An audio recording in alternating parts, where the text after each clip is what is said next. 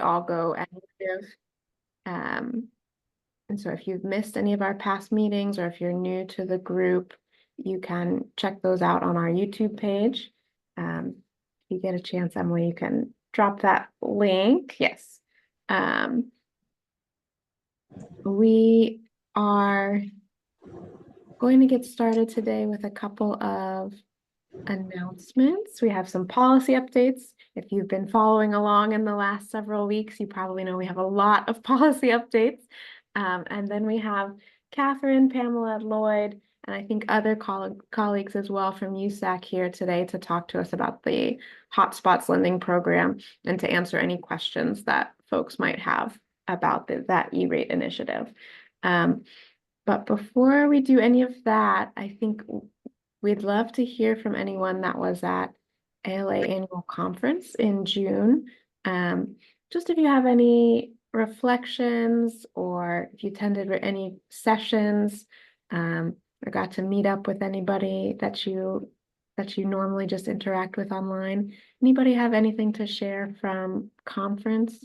We had our digital inclusion working group meeting in person at conference, so it was a lot of fun to meet some of you in person and have some conversations about our digital equity work.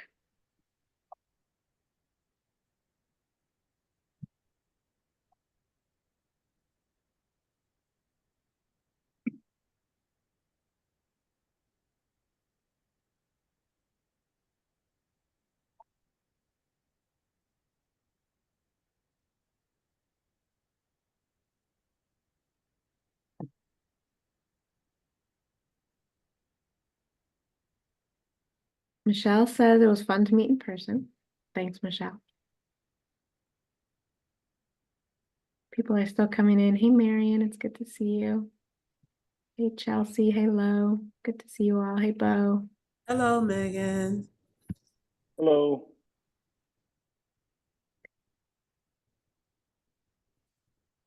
Okay, well, other than Michelle, I don't know that anyone has any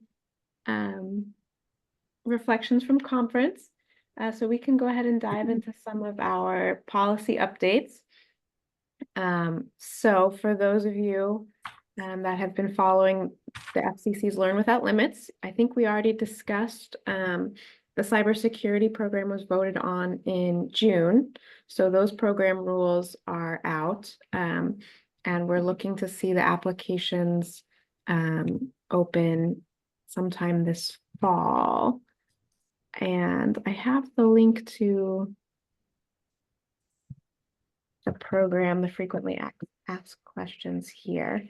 So all schools and libraries are eligible to apply for the pilot program. And you don't have to be an E-rate participant to participate in the cybersecurity pilot program. So we will have more information about that. I know that the FCC did a webinar last week about that. I hope people that are considering it tuned in. But stay tuned for additional supports from us as well. We also have our Learn Without Limits webpage, which has a cybersecurity pilot program FAQ with further information. And then more recently, this past, yes, in July, at the FCC voted on the Hotspots Lending Program. So we're really excited about that. That is something that libraries and ALA have been advocating for a long time. Chairwoman Rosenworcel attended our conference in 2023 to announce the idea. And because of your sharing of examples and stories and data about how you lended hotspots through ECF or through other funding opportunities, we were able to get some really favorable program rules that include libraries being able to rely on their own circulation practices, and building your own acceptable use policies, and other kinds of administrative burdens that are a little bit lower than they were with ECF. So we really hope that libraries will take advantage of this. Hotspots will be available on the eligible services list for FY25. we'll have more information soon. Catherine and the team will be sharing more today. And we also, I know Shelby is doing a webinar tomorrow. Lauren Abner from Kentucky will be on that. We have an FAQ on our Learn Without Limits page about that as well. So let's save questions on that for later, since that's kind of our main topic today, but just wanted to give everyone the update there. And then in a plot twist, the Fifth Circuit Court just recently ruled that the Universal Services Fund, which E-Rate is a part of, is unconstitutional. This is in conflict with the 6th and 11th Circuit Courts, which had earlier this year upheld the Universal Services Fund. So we're not really sure what happens next. For now, the funding is safe and in place. Everything is continuing as normal for the USF programs, including E-Rate. ALA is going to start gathering stories and statements of support for E-Rate, particularly if you're in the Fifth Circuit, which is Texas, Louisiana, and Mississippi. It would be great to hear from you about what E-Rate means to your community and your library. So timeline is really unclear. We've heard from the FCC that this will likely go to the Supreme Court, but obviously that could take time. And so we're not quite sure on the timeline yet or the next steps, but ALA has joined in an E-Rate coalition to make a statement. I'm posting that in the chat there, and we will keep you updated on that. And then I'm going to go ahead and turn it over to Emily to talk to you about Digital Equity Act updates. Hi everyone. So we're going to be talking, like Megan said, about the Digital Equity Act. So last week, NTIA announced the $1.25 billion Digital Equity Act Competitive Grant Notice of Funding Opportunity, or NOFO. So applications for the competitive grant are due on September 23rd. Libraries, among other eligible entities, such as nonprofits, education agencies, tribal entities, and workforce development programs, are eligible to apply and partner in seeking funding.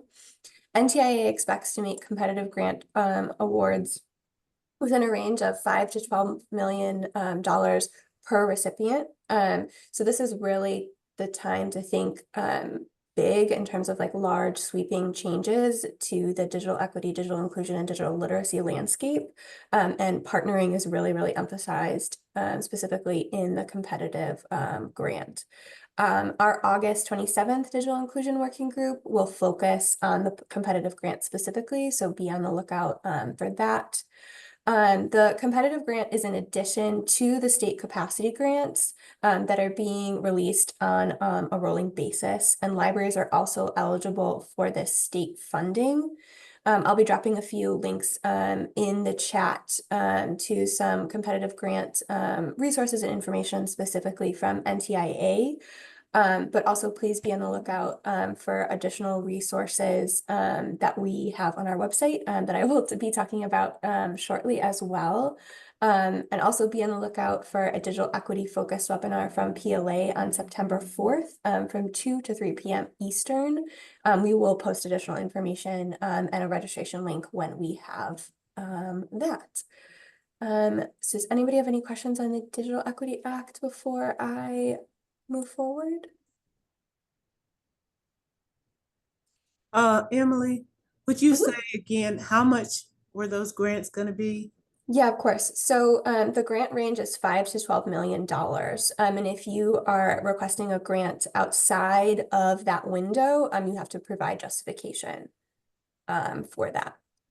So you can't apply for one less than that either. That is my Right. understanding. Yes, correct. Okay. Yep, go ahead, Liz. From my understanding, and I've just been trying to catch up on everything, you can apply for less. You just have to give a good explanation of why your project is going to cost less and why it's still worth the administrative effort for NTIA to, oversee it. One of the things that really stuck out to me in the NOFO is that the Notice of Funding Opportunity is that they only expect to fund 150 to 200 applications. across the whole US and across every sector and all 8 of these covered populations and every category of project. So I'm really curious, like for ALA, what you guys are thinking as far as like being a convener, you know, or helping people collaborate. And also, if anybody on the call is like talking with other libraries, I feel like libraries have the best shot if we are, you know, being really strategic together about who's applying for what types of funds. I was still logged in here to the same meeting.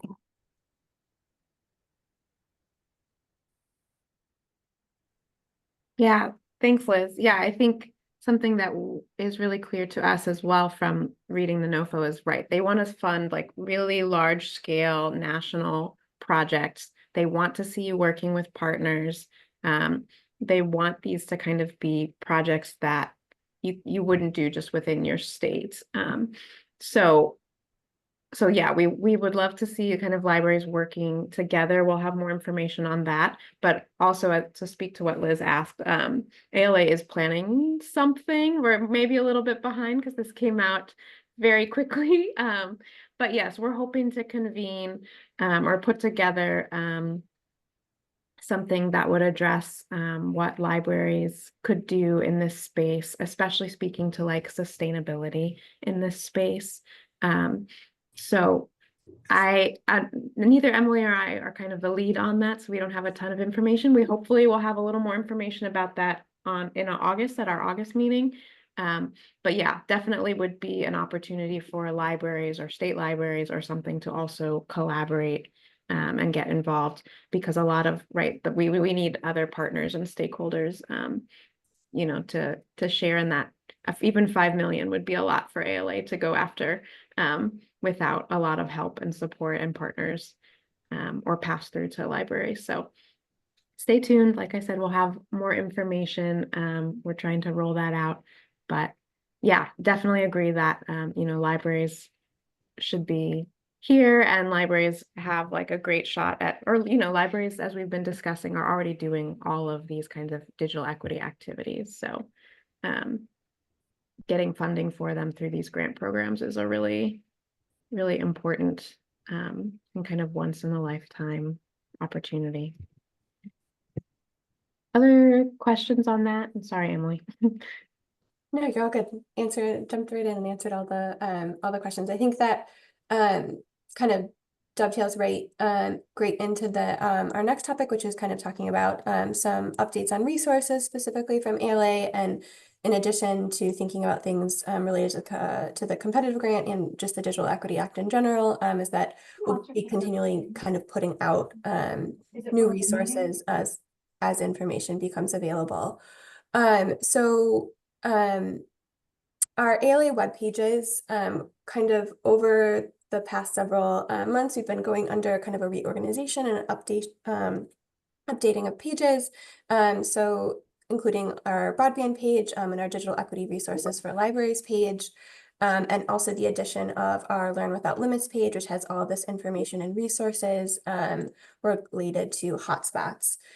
So since we last met on our digital equity resources page, we have one new resource and then an updated resource related to state capacity grants. I'll be dropping links to both of them. So our new resource is the state capacity grant technical requirements resource, and then we updated our general state capacity grant resource. So be on the lookout for new resources related to the competitive grant on our digital equity resources webpage, as well as kind of constant updating of resources as we learn more new information.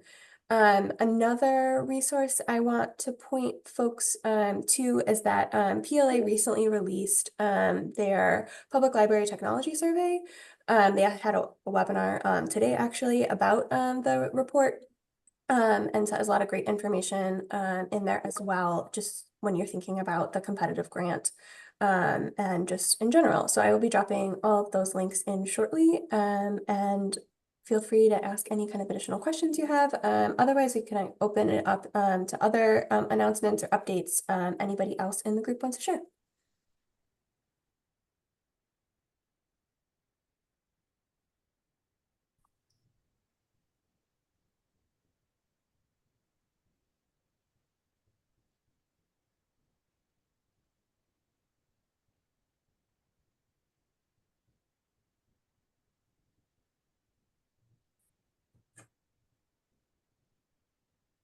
Anybody working on something they want to update us on?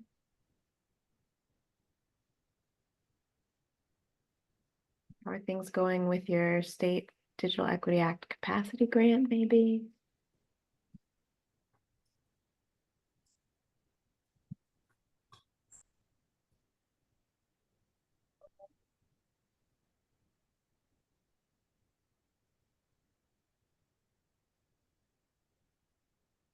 I'll jump in on that one. Just for full transparency for folks in this group who don't know, I'm a librarian. However, I now work at the Arizona Commerce Authority, who in Arizona, we're the administering entity for both our BEAD and digital equity programs. And so I'll just chime in that most of our states that haven't been approved are still like mired in curing comments from NTIA for the capacity application. So if you're not hearing a lot from your state and it hasn't been approved yet, that's probably why.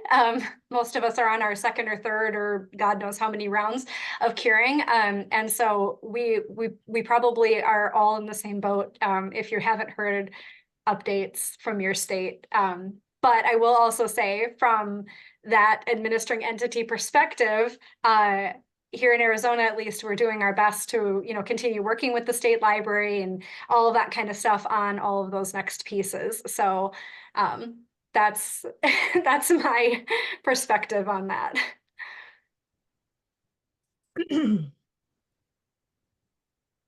I just thought of an announcement. Is Christine here or Lauren from the E-rate task force? I thought I saw.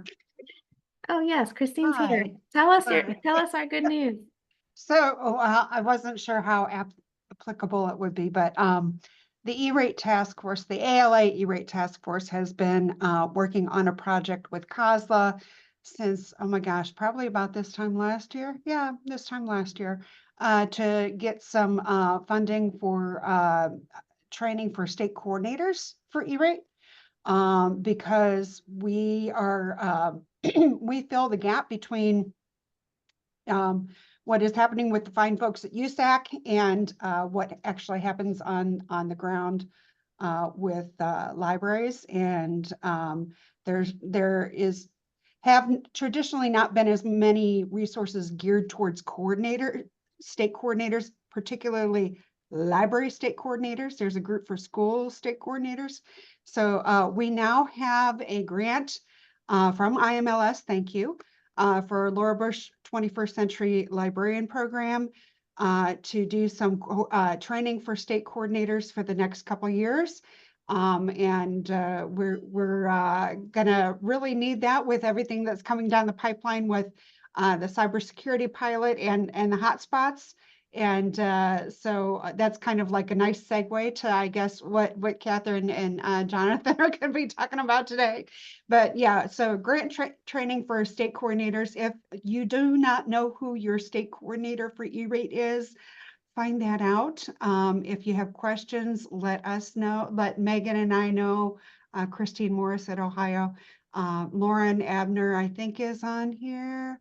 And she's our chair. I'm the vice chair this year. And so yeah, we're really excited about this. The folks at COSLA, okay, for those who don't know, COSLA is the chief officers of state library agencies. So your state library directors and their colleagues. And they have a format that they've been using for a few years for youth services folks. And basically we're piggybacking on that formula and using this grant to get people's attention and say, hey, we're important too. We need to make sure that we have continuing education on a regular basis and build ourselves as a cohort and a resource of colleagues for moving forward. So that is our exciting news. But I know folks are just dying to hear about hotspots, Megan. So I'm gonna let that go. Congratulations. This was a very big effort, so very exciting. Chris, is that your hand up? It is. Yeah, It okay. is.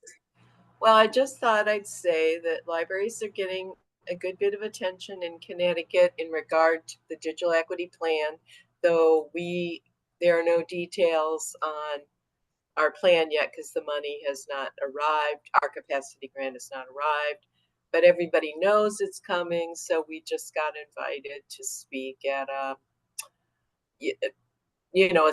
big civic event along with the people who help do the data collection for the plan and a manager of the plan. And so we've been able to, we've had a couple of important opportunities to keep highlighting libraries. I spoke about our old pilot project plan with navigators, and I spoke about our current IMLS regional navigator sharing plan, which we're right smack in the middle of, but have been doing enough that we can talk about how libraries are all collaborating to share a handful of navigators from town to town and how well that's been working and all that. So anyway, I just thought I'd share that. I do think it's a big opportunity. As people get wind that this capacity grant is coming, I think it's a big chance for libraries to get into the media mix.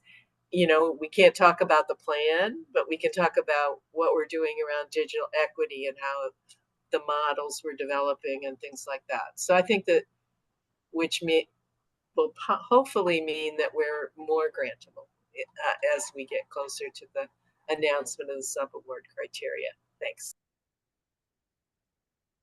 That's great, Chris. Thanks for sharing that update.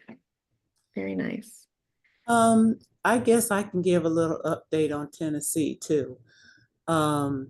Tennessee had some ARPA funds left, and the broadband office set up 3 or 4 different digital equity grant opportunities across the state. And one of them is the Digital Skills Education and Workforce grant, which they've given out, awarded the grants for the first round of that, and they opened up a second round. And so I attended the Digital Opportunity Summit for the state last week. And what we found out at the summit is that when they get their state capacity grant funding, they're going to funnel that money into the programs that they already have set up, so that, for example, this Digital Skills Education and Workforce grant, which I'm working on an application now, is in round 2. They have a 3, 4, 5, and 6 with money coming from the capacity grant. So that's how they're going to do their capacity grant funding.